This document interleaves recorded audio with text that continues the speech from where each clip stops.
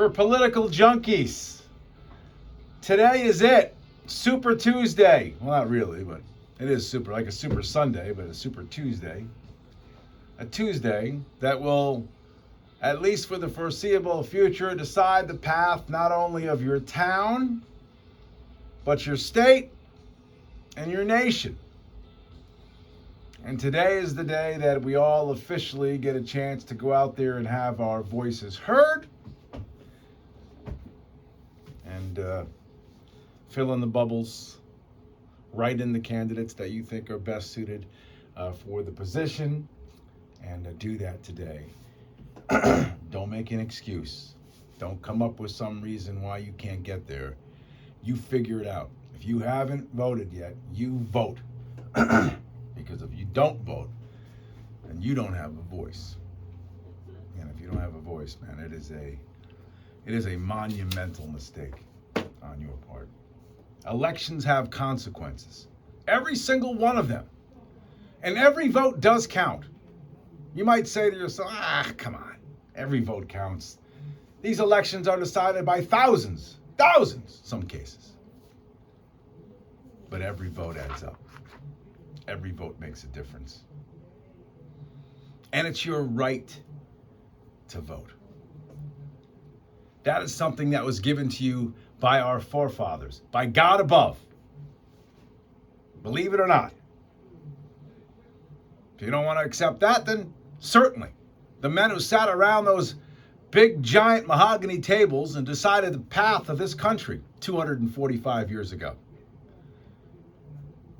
You have a voice. You could have been born in Afghanistan or Algeria. You could have been born in Cambodia or Chad or China or the Republic of the Congo or Cuba. Well, you don't have a voice. You could have been born in Ethiopia, Iran, Iraq, Laos. But you were lucky. You were born in the United States of America at the greatest time. Because every present day is the greatest time. We look back at the past with nostalgia, no question about it, and we say, oh, those were the better times. But now is the best time. You're living in the best time. You were born in the greatest nation. You weren't born in Libya or Nicaragua or North Korea. No. You were born here. Free. Free. To make decisions on your own. To live the life that you chose or choose. You're not living in Somalia or the Sudan or Syria. You're in America with an opportunity to make a difference. And if you give up that right today, shame on you. Maybe you haven't made the big leap into the political theater. Maybe you're not running for anything. Maybe you don't want that as part of your lifetime resume. But still, you better make a difference and vote. Imagine half of the people, well, not more than half of the people probably will not vote today. Imagine that. Half of the people. Maybe a little bit more than that today. But will decide that they want somebody else to decide for them. And remember, it's your money. The politicians use it to do as they wish. So you can't bitch. You can't say, I want to change, and sit home on your couch and do nothing. Your community depends on you today. You want something to change? This is your vehicle. This is really the vehicle that we've created. And it's a magnificent one when it's on the up and up. And last night bothered me. Last night I'm actually done with everything that I had to do, at least for the day. And I decided I haven't watched quote unquote news television in a while. It's been weeks since I turned on Tucker or whoever at 8 o'clock. Yesterday it was 8 o'clock, so I turned on Tucker. I wanted to see what he was talking about.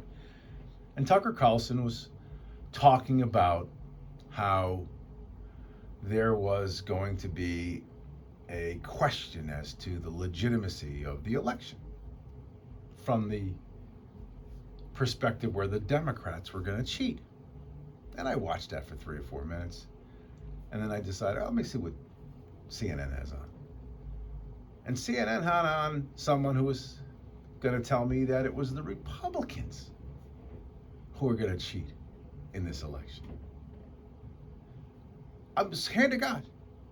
And then CNN brought Pelosi on to talk about how damaging it would be if Republicans got control of the House and the Senate.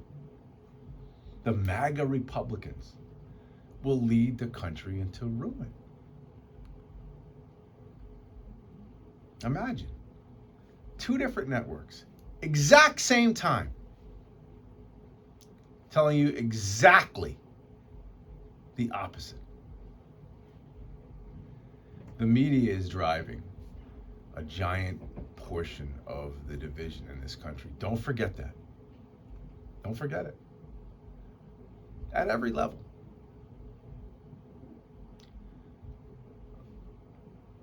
And that is something we have to pay very close attention to. That is very, very dangerous. Because that can be that final straw that eventually breaks the camel's back, that sends everybody at each other's throats when there's nothing to see here, right? There's no there. So there's already been, on both sides of this political aisle, they've already talked about how this election may not be legit. Both sides are already saying it. Both sides are hypnotized into believing that, they're going to steal it anyway. Well then, my whole opening, you might as well throw in the garbage. Why vote? If it's not legit, why vote? Why bother? If it's already preordained, who's going to be your senators or your congressmen or your state reps?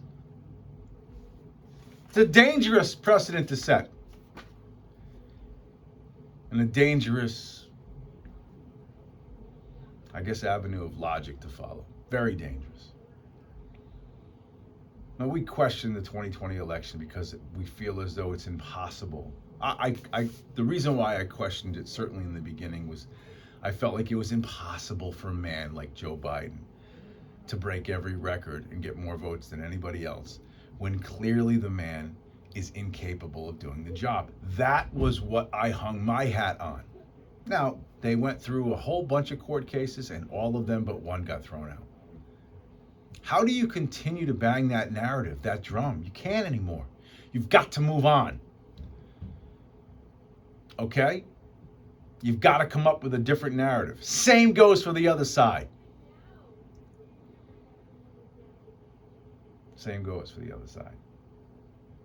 And yes, I'll always go back to the idea that legislatures, or not, excuse me, let me rephrase that, not legislatures, but coloring outside the lines of legality, different entities changed rules in different portions of the country because of COVID to open it up to give the advantage to Biden supporters. That there is no question about. But that's not widespread cheating. Was there cheating? I think there was probably some. But that's not what I'm here to talk about today. I'm here to talk about your responsibility, how this is a great day. This is a day when you get to be heard. Now the question is, in the last 2 years, has enough gone wrong in your life, in your world, in your inner circle to say, I need something different. This does not work? Are you nervous about where we are globally as far as the military? Are you nervous where we are as far as your pocketbook when you go to buy something at the store or put gas in the car? Are you nervous that your kids in schools are getting indoctrinated? And if you're nervous about that, you're concerned about the things that I mentioned, then you're going to vote one way. If you're not concerned about those, or you think that those are either fabricated or embellished, I ain't going to vote the other way. I can honestly say, right now, I have a number of friends who are running for political office. And let's say they all got in. Okay, let's say Rocky got in, Heather got in, Bob got in, Greg got in. I mean, all these people that I get along with, fantastic. Mike gets in. And then 2 years from now, it's worse than it is now. Inflation is near 20%. The military is falling apart. The school systems are broken. Hand to God, I promise to you, as I'm talking to you on this election day, if even my friends get elected, people I consider friends, get in. If 2 years from now, it's worse than it is today, I'll be behind this microphone screaming for a change. I'll vote different. I'll vote for somebody else because the people that get power didn't do a job or didn't do a good enough job to move the needle. That's where I am. And I also think that there's a philosophy that surrounds the Democrat Party that doesn't mesh, though, necessarily with mine. On most issues, not all issues. Some issues I think we get along great. But there's a responsibility. You have it. You have a responsibility today. The responsibility is you want to make a difference in your life, or you are not happy with certain things. You're not happy with paying $6 for a gallon of milk or $5 for a gallon of gas. Or you're not happy with the way your kid's being taught different things in school. Well, this is your day. This is the day when you get up and you make a difference. There are people out there who are selling blood. At the story right here, selling blood, their blood, to make ends meet. There are people obviously working 2 and 3 jobs to make ends meet. Can you imagine that? In America, people who have 40-hour work weeks, who aren't extravagant spenders, having to sell their blood or clean up bathrooms after stadiums close down, or work in convenience stores on the overnight shift so that they can ensure that they have enough oil in the tank to get through the winter in America, after working 40 hours, 50 hours a week. If that's a problem, well, then you go out and vote today in a different way. So, like I said, this is a great day. This is one of these days that makes us very, very different from the nations that I already mentioned. Makes us very different from these places where you're not so lucky, like a Thailand or a Tibet or a Turkey or a Uganda, where you don't have a voice. You were born in the greatest country in the world, or you immigrated here and became a citizen. Do we have flaws? Oh my God, we have flaws. Do we have problems that should be solved? Yes. Do we have problems on our southern border? Absolutely. Do we have problems with a huge division between ultra rich and ultra poor? Sure. Homeless? Yes. Drug addiction? Yes. But man, I wouldn't trade where I'm sitting right now, here in the United States of America, to move to Venezuela? Would I want to live there? I'm lucky. You're lucky. This is the greatest country in the world. And today's your day to do your part into seeing that it remains the greatest country in the world. We'll be right back. It's 94.9.